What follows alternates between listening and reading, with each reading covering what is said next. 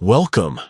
If you're finding your Facebook notifications overwhelming, especially from certain posts, you're not alone.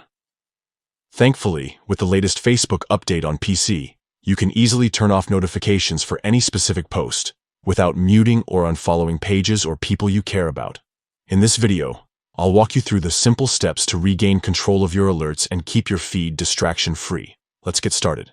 First, open the Facebook app on your PC. This means heading to facebook.com in your web browser and signing in if you haven't already. Once you're on your home page, take a moment to scroll through your feed, visit a group or check your own profile, whatever it takes to find the post that's sending you too many notifications. Now that you've found the post you want to silence, look in the top right corner of that particular post. You'll notice a small icon with 3 horizontal dots lined up.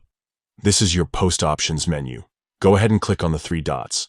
A drop-down menu will appear, offering several choices for that specific post.